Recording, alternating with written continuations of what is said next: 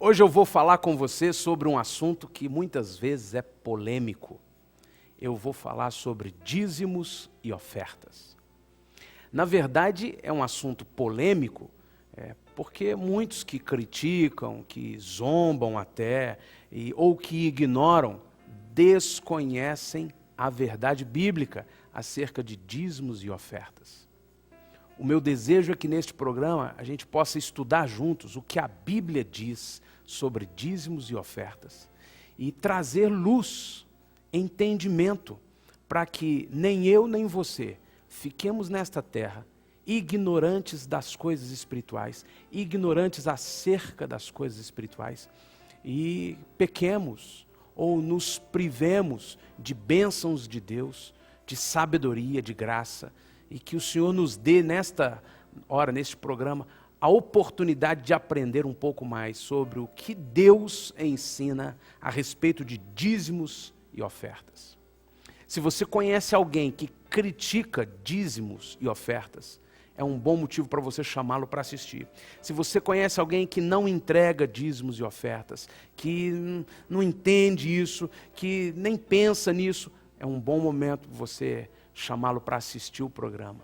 Se você é um dizimista, um fiel ofertante a Deus, é alguém que tem a alegria e o privilégio de semear no reino de Deus, este programa vai te edificar, com certeza vai abençoar a sua vida muito. Nós estamos começando mais um programa Adoradores.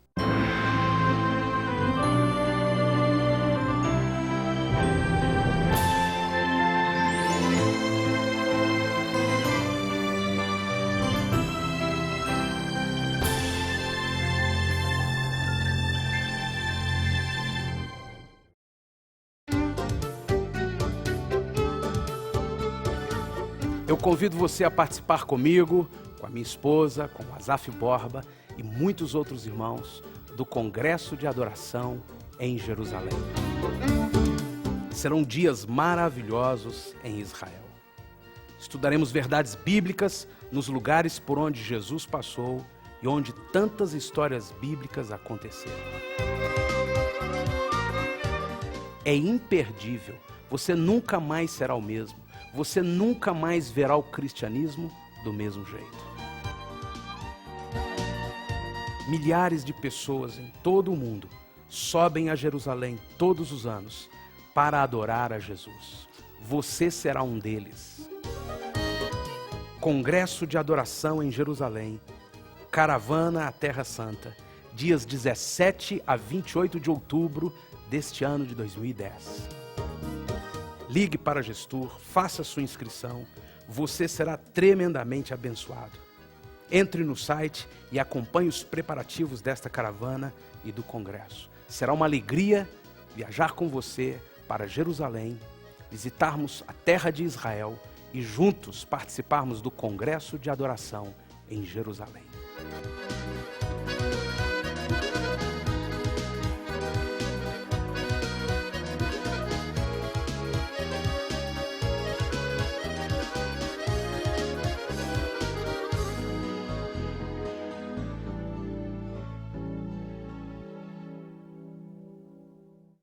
Eu quero compartilhar então com você, nesta noite, esse estudo sobre dízimos e ofertas. O mínimo que você pode fazer é com sinceridade, com integridade, sentar para estudar. O que eu não posso fazer é ter um preconceito ou ter uma fortaleza, uma resistência ou um entendimento pessoal que me priva ou me impede e até me chateia de estudar a fundo. E estudar a palavra sempre será algo frutífero. E a Bíblia diz sobre dízimos e ofertas em todo o tempo. Na verdade, o dízimo e oferta são coisas tão antigas quanto Caim, Abel, Abraão. Veja o que a palavra do Senhor diz lá em Gênesis, capítulo 4, versos 3 e 4. Eu leio assim: ao cabo de dias trouxe Caim do fruto da terra uma oferta ao Senhor. Abel também trouxe dos primogênitos das suas ovelhas e da sua gordura. Caim e Abel levavam espontaneamente ofertas a Deus Certamente porque eles aprenderam com os pais. Deus já havia ensinado isso a Adão e a Eva, ou eles já viviam isso de uma forma natural, genuína, a alegria de ofertar a Deus. Na verdade, a alegria de cultuar a Deus com ofertas. Em toda a terra, em todas as eras, os homens cultuam as pessoas, honram as pessoas com presentes. E Deus não precisa de nada que eu possa dar a Ele. Deus é Deus. Deus não tem necessidade de nada. Mas pode ter certeza que mesmo um homem muito rico, que não tem falta de nada, ele se sente tão tocado quando um filho, uma criança, uma pessoa com amor, com humildade, traz um presente, por mais que seja simples.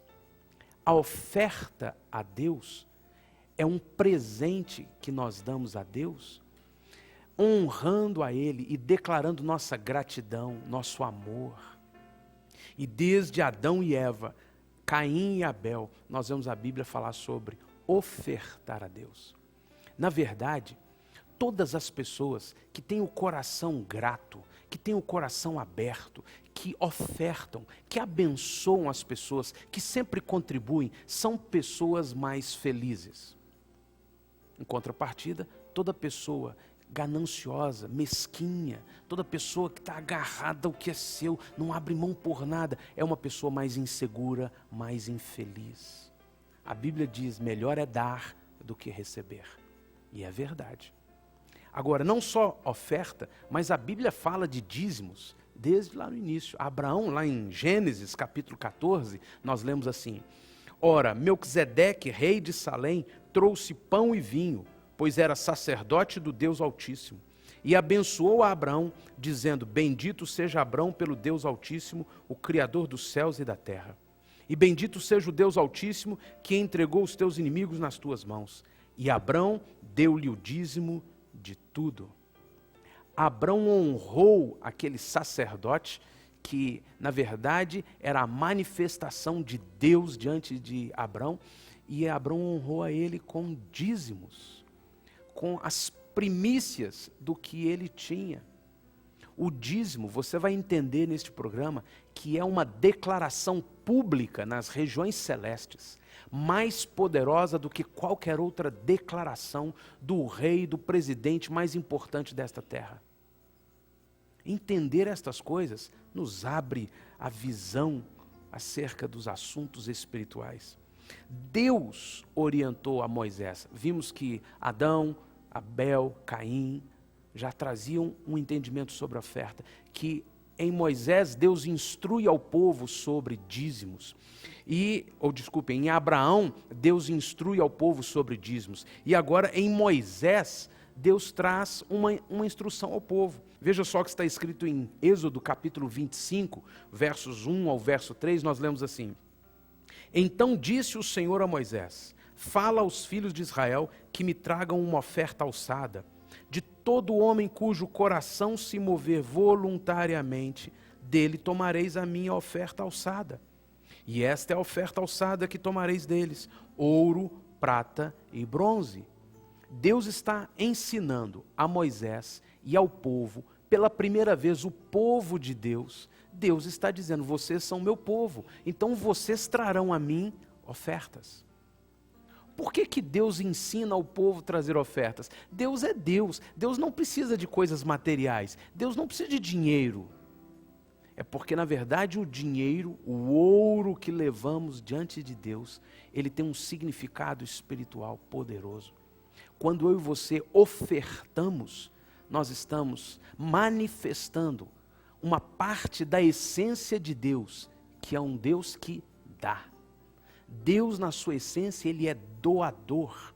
E todo aquele que liberalmente dá, se torna mais feliz, porque está exercendo uma característica de Deus.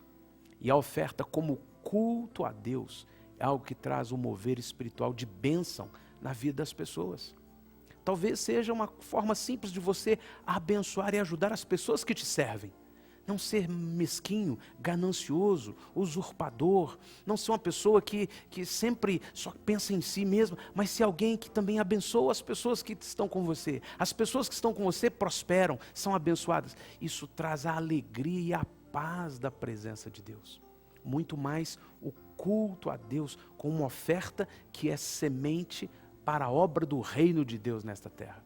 E a palavra do Senhor ainda nos diz lá em 2 Crônicas, no capítulo 31, verso 5, nós lemos assim: logo que esta ordem se divulgou, os filhos de Israel trouxeram em abundância as primícias de trigo, mosto, azeite, mel e todo o produto do campo. Também trouxeram em abundância o dízimo de tudo. Trouxeram em abundância o dízimo de tudo. Eles plantavam, eles colhiam, o gado crescia e eles traziam diante de Deus o dízimo de tudo. Um modelo de como vivia o povo de Deus na sua origem. Quais eram os valores, os princípios, os fundamentos deste povo diante de Deus, sendo guardado, guiado por Deus no decorrer desta terra, na caminhada desta terra. É um modelo para mim e para você. De cara, você já pode dizer a qualquer pessoa que menciona, não, dízimo não é para hoje. Bem, dízimo sempre foi um assunto de bênção na vida do povo. Eu quero para mim, eu quero para a minha vida. Ser ofertante sempre foi abençoador para o povo. Eu quero para mim. Não há nenhum outro motivo para eu não querer ser dizimista ou ofertante, senão o interesse pessoal ou a ignorância acerca das coisas espirituais. A palavra do Senhor nos mostra que a ordem de Deus é clara sobre dízimos. Lá em Malaquias, no capítulo 3, verso 10, nós lemos assim: trazei todos os dízimos à casa do tesouro, para que haja mantimento na minha casa. E depois fazei prova de mim, diz o Senhor dos Exércitos, se eu não vos abrir as janelas do céu, e não derramar sobre vós tal bênção, que dela vos advenha a maior abastança. Em um determinado momento, Deus usa o profeta no seu livro sagrado e diz: traga o dízimo. Se você for fiel no dízimo, eu vou abrir as janelas dos céus e eu vou derramar bênçãos sem medida. Em nenhum outro lugar da Bíblia Sagrada, em nenhum outro lugar do universo, Deus mudou esta orientação. Qualquer entende, por que nós não entendemos assim? Porque no Novo Testamento, em nenhum outro lugar da Bíblia, Deus mudou esta orientação. Isso, para mim, é o suficiente para eu dizer ao Senhor: Senhor, continua prevalecendo isso, e eu quero isso para a minha vida. Eu quero ser fiel nos dízimos e nas ofertas, porque eu estou entendendo o preceito bíblico, espiritual, que rege este ato de culto. Não cabe a mim interpretar a Bíblia de outra forma, ou acreditar nos padrões e valores deste mundo e ignorar, resistir ou criticar, zombar de dízimos e ofertas. Você é uma pessoa mais inteligente do que um crítico cego, surdo. Você não é uma pessoa, se chegou aonde está, no dia de hoje, está aqui assistindo a esse programa, você tem sido guardado, sustentado por Deus, está vivendo uma pessoa inteligente, tem as funções intelectuais em funcionamento, você tem condições de parar para pensar: eu vou estudar, eu vou avaliar isso. Ao invés de ser como um tolo que zomba das pessoas, mas continua ignorante em assuntos espirituais, eu vou estudar esse negócio. Porque se tem alguma coisa de Deus nisso, eu quero. E a palavra do Senhor é clara: trazei todos os dízimos à casa do tesouro. E quando nós somos fiéis ao Senhor, nos dízimos e nas ofertas, Ele derrama bênçãos sem medida. Certamente, não é apenas uma troca. Deus não precisaria estabelecer um mecanismo de troca. Deus enviou Jesus Cristo na cruz do Calvário para morrer por mim e por você. Isso é o que Ele tem de maior tesouro, de maior preciosidade. Ele deu isso de graça. Ele nos deu Jesus Cristo por graça. E o próprio texto bíblico diz: não nos dará todas as demais coisas? Deus não precisava estabelecer um mecanismo de troca. Tem algum segredo espiritual no dízimo e na oferta que eu e você precisamos entender?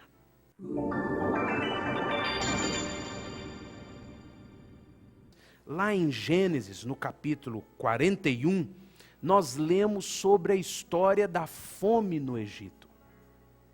Nós vemos que Deus levantou José, que interpretou o sonho de Faraó e disse: Faraó, nós teremos 7 anos de abundância, estabeleça celeiros, guarda, economiza, coloca em estoque uma porcentagem dessa colheita dos 7 anos de abundância, porque depois virão 7 anos de escassez, de miséria, de sequidão, e o império, o Egito, terá o recurso.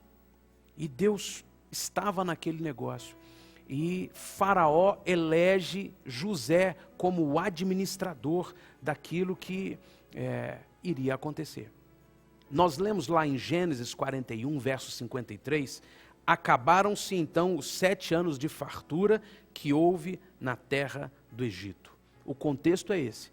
A profecia de José, ou a revelação do sonho de Faraó, através de José, estava se cumprindo. Os 7 anos de fartura se acabaram e agora entraram em anos de escassez.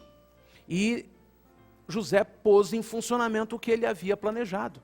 7 anos estocando, 7 anos guardando, 7 anos pegando a abundância e guardando. E agora no capítulo 47, nos versos 13 em diante, o Senhor diz assim: ora, não havia pão em toda a terra, porque a fome era muito grave, de modo que a terra do Egito e a terra de Canaã desfaleciam por causa da fome.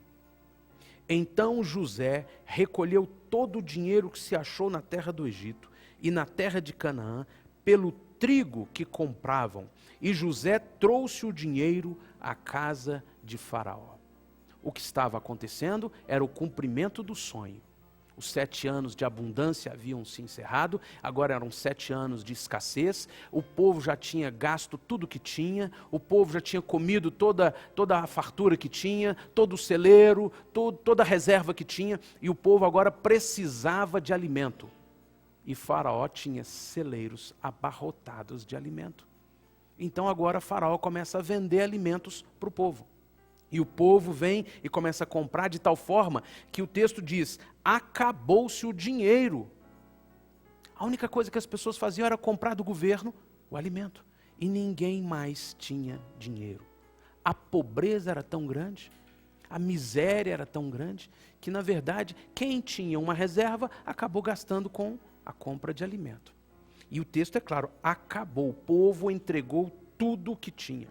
Um pouquinho adiante, no versículo 15, nós lemos assim: quando se acabou o dinheiro na terra do Egito e na terra de Canaã, vieram todos os egípcios a José, dizendo: dá-nos pão, porque morreremos na tua presença. Porquanto o dinheiro nos falta. Respondeu José: trazei o vosso gado, e vô-lo darei por vosso gado, se falta dinheiro. Então trouxeram o seu gado a José, e José deu-lhes pão em troca dos cavalos, e das ovelhas, e dos bois, e dos jumentos, e o sustentou de pão aquele ano em troca de todo o seu gado. O povo já não tinha mais dinheiro, e o povo estava dando agora os bens que tinham. Os bens daquele povo era o gado que eles tinham. E eles foram entregando em troca de alimento. José tinha o alimento, ele estava administrando toda a fartura do governo de Faraó. E o povo que já não tinha dinheiro comprava pão, comprava alimento com o gado que tinha. E o texto nos diz que além de terem dado todo o dinheiro que tinham, deram todo o gado que tinham, e agora no verso 18 nós lemos assim: findo aquele ano, vieram a José no ano seguinte e disseram-lhe: não ocultaremos ao meu senhor que o nosso dinheiro está todo gasto. As manadas do gado já pertencem ao meu senhor, e nada resta diante do meu senhor, senão o nosso corpo e a nossa terra. Por que morreremos diante dos teus olhos, tanto nós como a nossa terra? Compra-nos a nós e a nossa terra em troca de pão, e nós e a nossa terra seremos servos de Faraó. Dá-nos também semente, para que vivamos e não morramos, e para que a terra não fique desolada. O povo já não tinha mais nada, tudo pertencia a Faraó, o povo só tinha um pedaço de terra. E o povo disse assim: olha, nós damos a nossa terra e também nos damos como escravos, mas não nos deixem morrer de fome. E assim José fez. José recebeu a terra, José recebeu o povo, José comprou toda a terra do Egito para Faraó, porque os egípcios venderam cada um o seu campo, porquanto a fome lhes era grave em extremo, diz o texto sagrado, e a terra ficou sendo de Faraó. Você compreende que esta história é o relato da minha vida e da sua vida? Você compreende que esta história traz o significado da terra, da minha vida nessa terra, da sua vida nesta terra? Você compreende que esta história é o relato da minha vida e da sua vida? Você compreende que esta história traz o significado da terra, da minha vida nessa terra, da sua vida nesta terra? Deus é o dono da sua vida. Deus é o dono da sabedoria, do conhecimento, das sementes que você tem nas mãos. Isso não muda nunca. Você pode ser da religião que for, você pode acreditar no que for, você pode dizer que é ateu, você pode provar que é ateu, mas continua valendo que você pertence a Deus, que essa terra pertence a Deus. Basta a prova de que você passa e a terra continua. E a natureza continua. E Deus prevalece. Nada do que eu tenho, nada do que você tem pertence a nós. Esta terra não é nossa, esta terra é de Deus. E quando eu dou dízimo e oferto, eu estou reconhecendo que tudo o que tenho é de Deus.